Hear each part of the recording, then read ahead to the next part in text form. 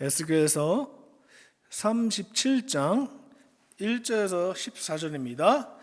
여호와께서 권능으로 내게 임하시고 그의 영을 나를 데리고 가서 골짜기 가운데 두셨는데 거기 뼈가 가득하더라. 나를 그 뼈 사방으로 지나가게 하시기로 본즉 그 골짜기 지면에 뼈가 심이 많고 아주 말랐더라. 그가 내게 이르되 인자야 이 뼈들이 능히 살 수 있겠느냐 하시기로 내가 대답하되 주 여호와여 주께서 아시나이다. 또 내가 이르시되 너는 이 모든 뼈들에게 대언하여 이르기를 너희 마른 뼈들아 여호와의 말씀을 들을지어다. 주 여호와께서 이 뼈들에게 이같이 말씀하시기를 내가 생기를 너희에게 들어가게 하리니 너희가 살아나리라. 너희 위에 힘줄 두고 살을 입히고 가죽을 덮고 너희 속에 생기를 넣으니 너희가 살아나리라. 또 내가 여호와인 줄을 너희가 알리라 하셨다 하라. 이에 내가 명령을 따라 대언하니 대언할 때에 소리가 나고 움직이며 이 뼈 저 뼈가 들어맞아 뼈들이 서로 연결되더라. 내가 또 보니 그 뼈에 힘줄이 생기고 살이 오르며 그 위에 가죽이 덮이나 그 속에 생기는 없더라. 또 내게 이르시되 인자야 너는 생기를 향하여 대언하라. 생기에게 대언하여 이르기를 주 여호와께서 이같이 말씀하시기를 생기야 사방에서부터 와서 이 죽음을 당한 자에게 불어서 살아나게 하라 하셨다 하라. 이에 내 그 명령대로 대언하였더니 생기가 그들에게 들어가매 그들이 곧 살아나서 일어나 서 있는데 극히 큰 군대더라.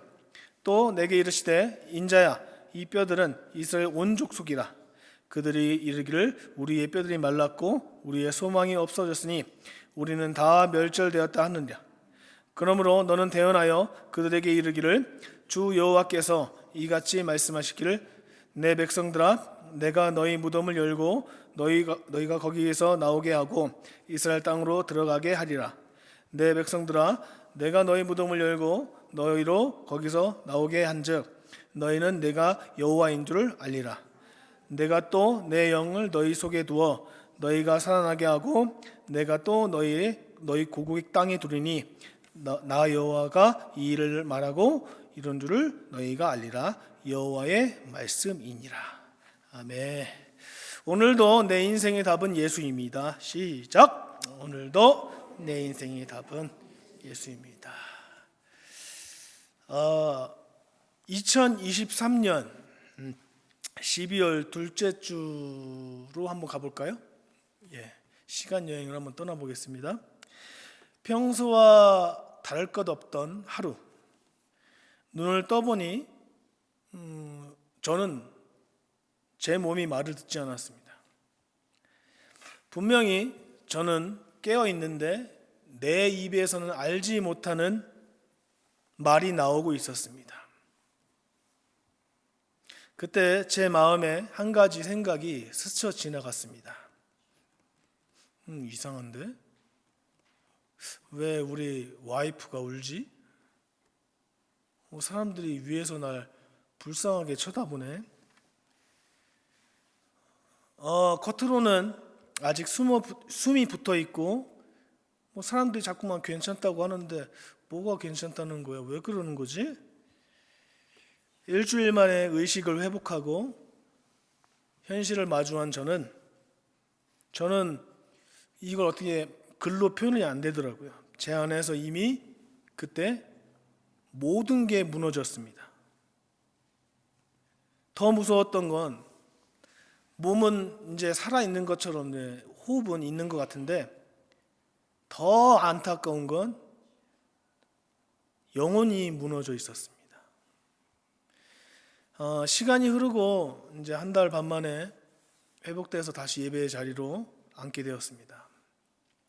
그런데요, 사랑합니다 여러분, 이상하게 회복돼서 퇴원하고 와서 다시 예배 드리는데 똑같이 여러분과 똑같이 예배 자리로 예배자가 됐는데 기도하는데 기도에 마음이 없는 거예요.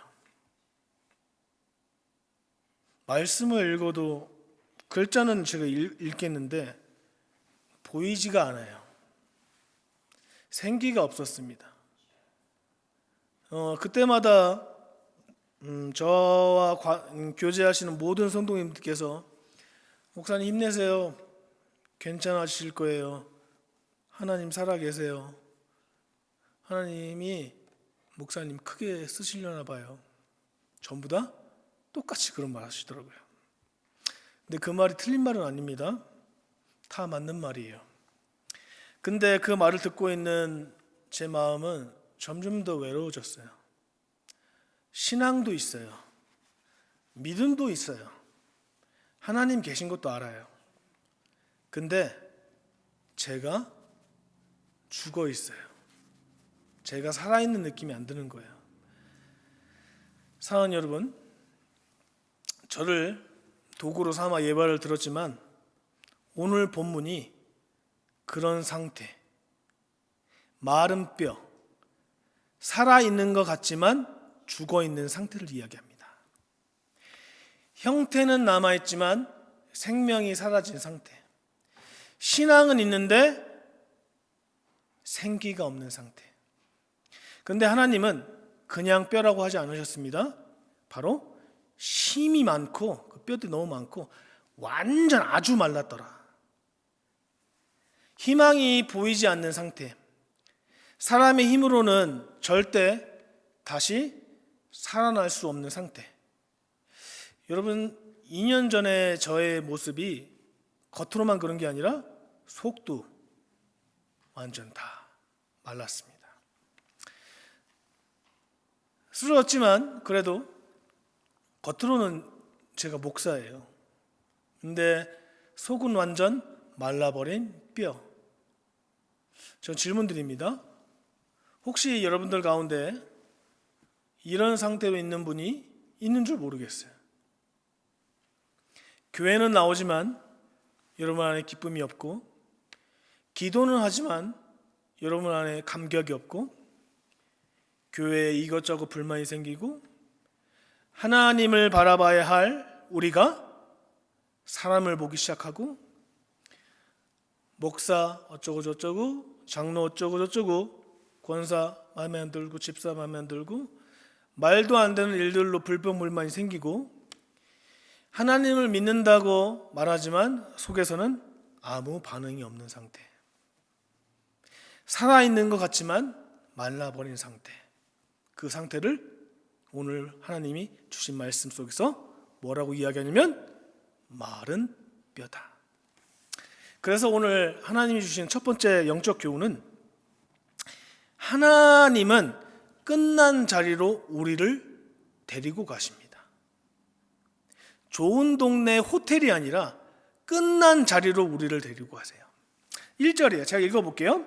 여호와께서 권능으로 내게 임재하시고 그의 영을 나를 데리고 가서 골짜기가 가운데 두셨는데 거기 뼈가 가득하더라. 이 말씀이 아주 중요합니다, 여러분. 에스겔이 혼자 상상한 게 아니에요. 자기가 보고 싶은 걸 본 게 아닙니다. 하나님이 붙드셔서 하나님이 데려가신 거예요. 근데 마른 뼈가 가득한 골짜기로 데려갔습니다. 여러분, 골짜기가 어떤 자리예요? 높은 자리요? 아니죠. 빛이 잘 오는 자리예요? 아니, 빛도 안 들어오는 자리입니다. 우리가 얘기하는 좋은 동네? 좋은 타운? 비싼 동네? 아니에요. 사람이 많이 모이는 자리예요? 그것도 아닙니다. 정확히 얘기하면 굉장히 낮은 자리예요. 그리고 굉장히 외로운 자리입니다. 생명이 없습니다. 한마디로 말하면 완전히 끝난 자리입니다. 근데 하나님이 왜 굳이 거기로 데려갑니까? 이게 오늘 말씀의 첫 번째 핵심입니다. 하나님은 우리가 끝났다고 생각하는 자리에서 일을 시작하는 아주 놀라운 하나님이십니다. 2절을 한번 읽어볼게요. 나를 그 뼈 사방으로 지나가게 하시기로 본즉 그 골짜기 지면에 뼈가 심이 많고 아주 말랐더라. 여기서 하나님은 에스겔에게 그 장면을 그냥 한번 보여주고 끝내는 게 아닙니다. 그냥 보고 끝내는 게 아니에요. 사방으로 지나가게 하셨다. 이 말을 히브리어로 보면 헤비리니라는 단어입니다. 이 뜻은 뭐냐면 그냥 스쳐 지나간 게 아닙니다. 하나님이 붙들고 계속 보게 하신 거예요. 봐라, 이 마른 뼈. 피하지 마라. 제대로 봐라. 눈 돌리지 마라. 끝까지 봐라. 사랑합니다, 여러분. 하나님은 우리 인생의 문제를 진짜 하나님이 사용하시면 대충 보게 하지 않으십니다. 정확하게 보게 하세요. 끝까지 보게 하십니다. 왜요? 그래야 하나님의 일을 은혜로 보기 때문에 그렇습니다. 성경에서 이렇게 이야기합니다. 뼈가 심이 많고 아주 말랐더라. 여기서 심이 많다라는 표현은 히브리어로 메오드입니다. 이게 계속 반복됩니다. 히브리어가. 이건 그냥 많다는 게 아니에요. 엄청나게 많다? 상상을 초월할 정도로 많다.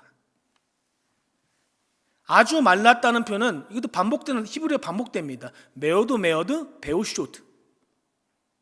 단순히 말랐다가 아닙니다. 완전히 바짝 말라버린 상태예요. 한마디로 생명이 전혀 없는 상태입니다. 근데 우리가 여기서 놓치면 안 될 게 있습니다. 하나님은 이 장면을 보면서 축소해서 보여주지 않으세요. 이 장면을 가려서 보이지 않습니다. 있는 그대로 정확하게 보여주세요. 왜 하나님이 그렇게 하실까요, 여러분? 우리를 절망시키려고요? 아니죠. 앞서 말씀드렸다시피 하나님의 일을 시작하시려고 그런 겁니다. 사랑하는 여러분, 하나님은 문제를 작게 보게 하지 않으시려고 크게 보게 하셔서 은혜를 더 크게 보게 하신 줄 믿으시기 바랍니다. 제가 이 말씀을 준비하면서 우리 아이들이 이번 주에 돌아온 주니까 방학이었어요. 봄방학. 오랫동안 제가 이래저래 그냥 교회 일 하나 그냥 모르겠어요. 아빠 노릇을 제대로 못한 것 같아서 이번에 마음 먹고 아이들하고 좀 놀아주자 이런 마음으로 시간을 보내려고 이제 아이들하고 계획을 짜고 이제 어떤 곳으로 갔습니다. 주일 끝나자마자 저는 다음 주를 준비하거든요. 모형실 가서 본문을 보고 교회력에 따라서 본문이 어떻게 나오는지 눈치채신 분은 알겠지만 저는 전날 구약을 했으면 그 다음 주는 신약을 합니다. 구약 신약. 지난주에 신약을 했으니까 올해 구약을 하려고 딱 보니까 딱 에스겔 딱 마음을 주시는 거예요. 본문이 딱 정해지니까 그 다음부터 방학이겠어요? 베케이션이 아이들하고 함께 있으면서도 머리켠과 마음 한속에 계속 에스겔 37장 1절부터 14절이 맴도는 거예요. 결국에는 우리 아내가 참다가 폭발했어요. 가족들하고 있을 때는 제발 설교 생각 좀 내려놓으라고. 그게 보였나 봐요. 아이들도 그게 보였나 봐요. 아이들도 아빠가 몸은 여기 있는데 자꾸 생각이 딴 데 있다고. 근데 이 순간에 그 에스겔 37장 말씀 묵상하면서 이런 생각이 들더라고요. 이게 마른 뼈구나. 제가 아이들하고 시간을 보낸다고 있으면서 정작 그 자리에 아이들과 함께하지 못하는 거. 우리도요, 여러분, 정작 참빛교회 교회 나오면서도 여러분 마음이 여기 없을 때가 있지 않으세요? 몸은 있는데 마음이 없는 상태. 형태는 있는데 생기가 없는 상태. 그것이 오늘 하나님이 주신 말씀 마른 뼈입니다. 그러면서 제 병상이 다시 한번 생각났습니다. 정말 많으신 분들이 기도해 주셨어요. 정말이에요. 정말 셀 수 없어요. 한국에 있는 모든 제 동기 선후배 목사님들 셀 수가 없어요. 말할 수가 없어요. 한결같이 근데 대답이 똑같아요. 뭐냐면, 목사님, 하나님이 크게 쓰시려나 봐요. 이게 좋은 말이죠. 하나님이 지금 크게 쓰시려고 준비하고 계시나 봐요. 처음엔 그냥 그 말이 그냥 위로의 말씀처럼 들렸습니다. 내가 이제 쓰러졌으니까 힘내라고 하는 말이구나, 그렇게 생각했어요. 근데 시간이 지나면서 깨달았습니다. 그건 위로의 말이 아니라 나중에 시간이 지나고 보니 진짜 하나님이 하신 일이었습니다. 제 회복 과정 중에 정말 하나하나 다 돌아보면 하나님이 일을 안 하신 순간이 한 번도 없어요. 제가 힘이 있어서 회복된 게 아니에요. 여러분, 진료 기록을 한번 보여드리고 싶어요. 병원에서 가망이 없다 그랬어요. 제가 잘해서 여기까지 온 게 아닙니다. 하나님이 정말 거짓말같이 사람을 붙여주시고 만나게 하시고 교제케 하시고, 더군다나 미국에 와서 한국에서만 머무는 교제가 아니라 미국 교회 성도님들을 만나게 하시고 교제하게 하시고, 순간순간마다 하나님이 길을 여셨어요. 앞이 보이지 않는 순간에도 하나님은 계속 멈추지 않고 일하고 계셨습니다. 우리는 압니다. 제가 말씀하면 여러분들 알 거예요. 기도하시는 여러분과 저는 다 알아요. 예수님의 마음을 아는 여러분과 저는 알아요. 하나님이 일하실 때는 겉으로는 끝나는 것처럼 보일 때가 많다는 것을 여러분과 저는 누구보다 잘 압니다. 그때 성도님들이 저에게 했던 말, 하나님이 크게 쓰실 거예요, 그 말이 지금 보니까 모르겠어요. 다 맞아요. 그래서 저는 오늘 이 에스겔서 30장 1절부터 14절 말씀을 확신을 가지고 전달할 수 있습니다. 지식을 전달하는 게 아니라 제가 제 삶을 도구가 돼서 전하는 거예요. 사랑하는 성도 여러분, 이 장면을 보면서 우리가 깨달아야 할 것이 있습니다. 하나님은 여러분과 우리의 현실을 부정하지 않습니다. 괜찮다, 잘하고 있다, 그런 거짓말 같은 이야기 안 합니다. 넌 할 수 있어, 이거 인간적인 말로 위로하지 않습니다. 말랐으면 너 말랐다, 지금 대현아 너 말랐어, 영적으로. 끝났으면 대현아 너 끝났다. 왜 그래요? 계속 말씀드립니다. 그래야 우리의 은혜가 더 커지기 때문에 그렇습니다. 사랑하는 여러분, 저는 계속 고백합니다. 정말 여러분 사랑하니까요. 혹시 여러분 중에 이런 골짜기를 걷는 분이 계세요? 건강이 무너진 자리, 아니면 관계가 끊어진 자리, 아니면 기도가 마른 자리, 아니면 마음이 지쳐버린 자리. 겉으론 괜찮은데 속으론 이미 이렇게 말하고 있는 상태. 그 마음이 어떤 마음입니까? 마른 뼈입니다. 지금 여러분이 서 있는 그 자리, 제가 서 있는 그 자리, 오늘 말씀을 빗대어서 하나님의 말씀을 강력하게 선포합니다. 끝난 자리가 아닙니다. 시작의 자리인 걸 여러분이 꼭 믿으시길 바라요. 두 번째로 주는 영적 교훈은, 하나님은 그 자리에서 믿음을 묻고 우리에게 말씀을 주십니다. 3절 읽어볼게요. 제가 읽어볼게요. 그가 내게 이르시되 인자야, 이 뼈들이 능히 살 수 있겠느냐 하시기로 내가 대답하되 주 여호와여 주께서 아시나이다. 자, 여러분, 이 뼈들이 능히 살겠느냐? 하나님이 물었어요. 이 질문은 하나님이 몰라서 묻는 게 아닙니다. 우리의 믿음을 드러내는 질문이에요. 솔직히 저는 이렇게 대답했겠어요. 안 돼요. 불가능해요. 제가 에스겔이었으면 그렇게 얘기했을 것 같아요. 솔직하게 얘기했을 것 같아요. 이게 현실입니다. 근데 에스겔은 이렇게 대답합니다. 주 여호와여 주께서 아시나이다. 사랑하는 여러분, 이게 믿음을 가지고 있는 사람들이 할 수 있는 말이 바로 이것입니다. 믿음은요, 됩니다 외치는 게 아니라 긍정적인 생각이 아니에요. 차원이 다른 겁니다. 주님만이 아십니다로 고백하는 게 믿음인 줄 믿으시기 바랍니다. 이 고백은 성경 안에서 두 군데 나와요. 에스겔에서 나오고 베드로가 이야기했습니다.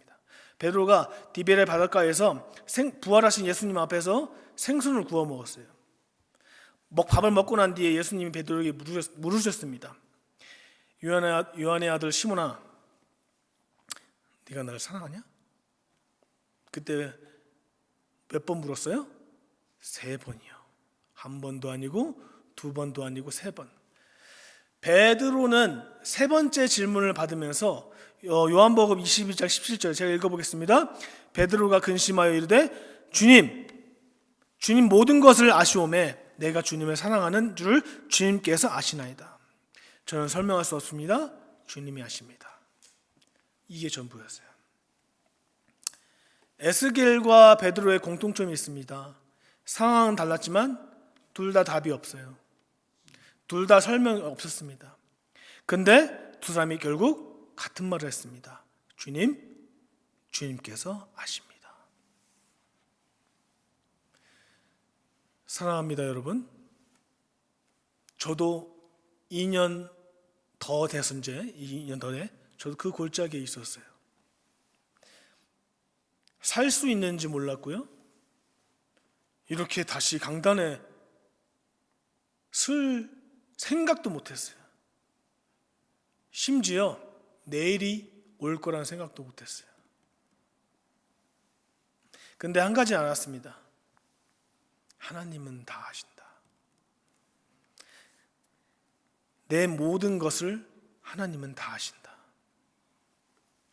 내가 설명할 수 없는 것을 하나님은 알고 계신다.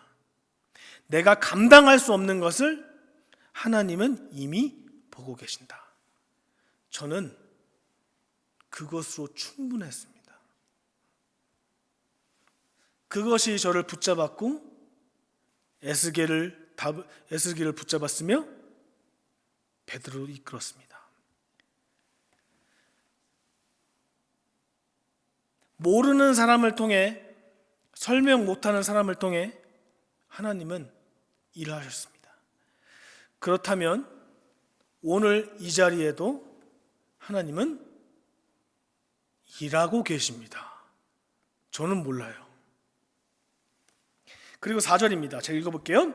또 내게 이르되 너는 이 뼈에게 대언하여 이르기를 너의 마른 뼈들아 여호와의 말씀을 들을지어다. 너의 이 모든 뼈를 대언하라. 여기서 중요한 변화가 일어납니다. 하나님은 먼저 기적을 행하지 않으세요. 먼저 말씀을 선포하십니다. 그리고 이렇게 말합니다. 뼈들아 들을지어다. 여러분, 뼈가 들어요? 안 듣죠. 못 들어요. 근데 하나님이 괜히 하신 말씀이 아니죠. 이게 왜 중요하냐면 죽은 자리에서도 아무도 유동치지 않는 자리에서도 말씀을, 반응이 없는 자리에서도 말씀을, 희망이 없는 자리에서도 말씀을. 우리는 자꾸 이렇게 생각합니다. 이거 말해도 소용없어. 아예 사람도 없는데 뭐. 근데 하나님은 말씀하십니다. 상황 조건 상관없이 말씀을 전하라. 여러분, 삶이 많을수록, 문제가 생길수록, 여러분 문제가 커질수록 분위기가 아니에요. 분위기 파악하는 게 아닙니다. 여러분 감정을 파악하는 게 아니에요. 바로 여러분 눈앞에 보이는 말씀을 펼치는 겁니다. 그래서 5절에서 9절까지는 하나님이 어떻게 일하시는지 그 과정이 이어집니다. 간단히 보면 이렇습니다. 흩어져 있던 뼈들이 서로 맞춰지고 힘줄이 생겨나고 살이 오르고 가죽이 덮여집니다. 근데 점점 사람의 모습이 되어 갑니다. 근데 아주 중요한 생기가 없어요. 생기가 없는 건 이렇게 오늘날에 설명할 수 있습니다. 예배는 드려요. 예배도 해요. 기도도 합니다. 말씀도 봐요. 그런데 속에 생기가 없는 상태. 그래서 하나님이 다시 이야기합니다. 생기야 와서 불어라. 우리가 노력을 해서 되는 게 아니라 하나님의 생기가 들어가야 산다는 것입니다. 그래서 세 번째로 주시는 영적 교훈은 하나님은 생기로 완전히 살리시고 다시 세우십니다. 10절입니다. 제가 읽어볼게요. 이에 내가 그 명령한 대로 대언하였더니 생기가 그들에게 들어가매 그들이 곧 살아나서 일어나 서는데 극히 큰 군대더라. 생기가 그들에게 들어가매, 이 장면이 절정입니다. 여러분, 생기가 뭐예요? 에너지예요? 에너지? 기분이에요? 기분 좋아지는 거? 그럼 생기 돈다. 하나님의 생명이에요. 한마디로 성령입니다. 성령. 사랑하는 여러분, 뼈가 살아난 이유가 뭐예요? 뼈가 튼튼해서요? 뼈가 좋아서요? 그거 아닙니다. 환경이요? 아니에요. 그게 좋아서 아니에요. 하나님의 생기가 들어갔기 때문입니다. 오늘 이 자리에 혹시 그런 분이 계시는 줄 모르겠습니다.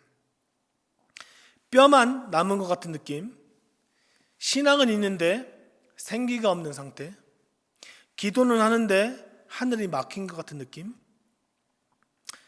그분께 우리 하나님 말씀을 빗대어서 제가 말씀드릴게요. 하나님은 여러분이 그 골짜기를 떠나지 않고 계신다면 하나님은 더 그 골짜기를 떠나지 않으십니다. 지금 이 순간도 하나님은 여러분 골짜기 안에 하나님이 계세요. 그리고 조용히 물으십니다. 이 뼈들이 살 수 있겠느냐? 우리가 드릴 수 있는 말은 딱 하나예요. 주 여호와여, 주 여호와께서 아시나이다. 그것으로 충분한 줄 믿습니다. 사랑하는 성도 여러분, 오늘 말씀이 우리에게 선포합니다.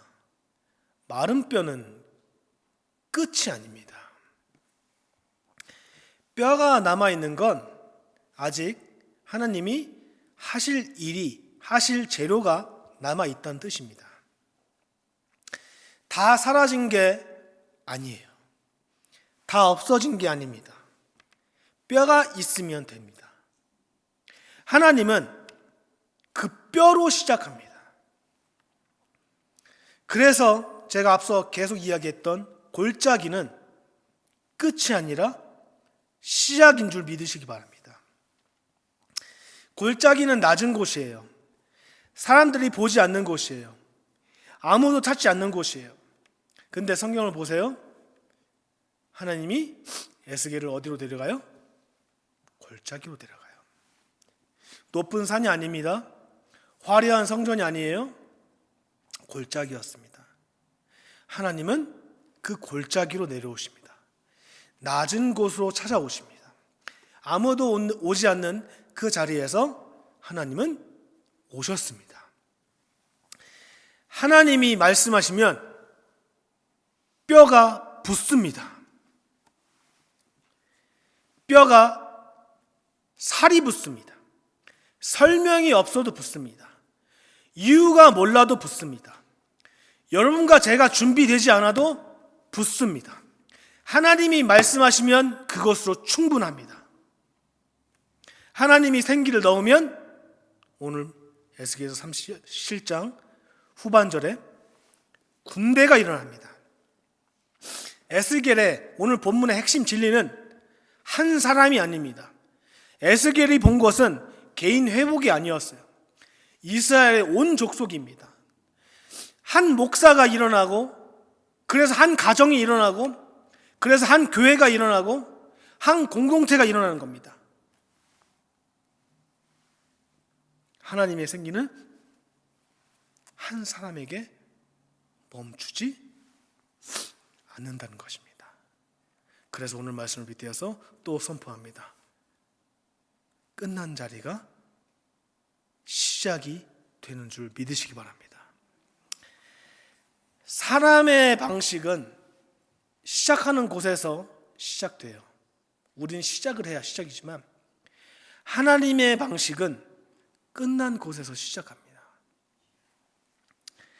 사람이 포기한 자리에서 하나님은 시작하세요.